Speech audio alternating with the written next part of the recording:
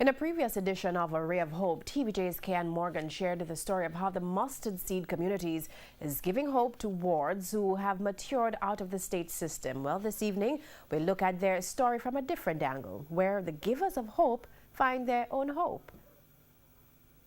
A Ray of Hope. On the surface, it looks like an ordinary task.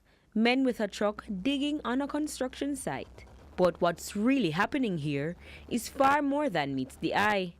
At the mustard seed communities in Jacob's Ladder, Monique St. Anne, this digging is to help bring hope. One of the biggest challenge we had was the water. We are buying water.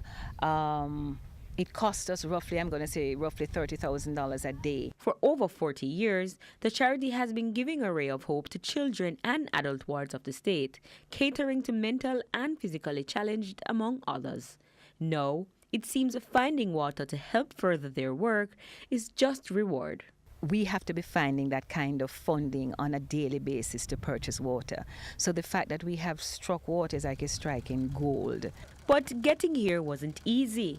5 years ago, there was an attempt to resuscitate an old well on the property. Water was found and 5 miles of pipes laid, but all wasn't well.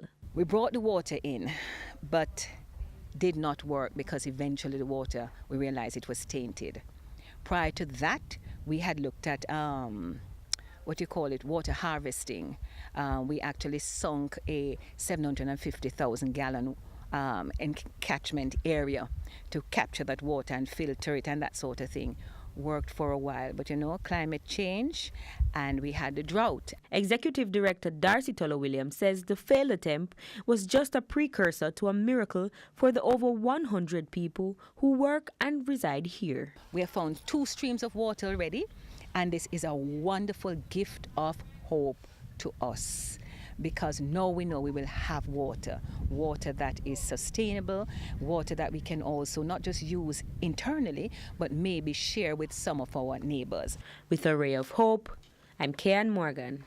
A Ray of Hope.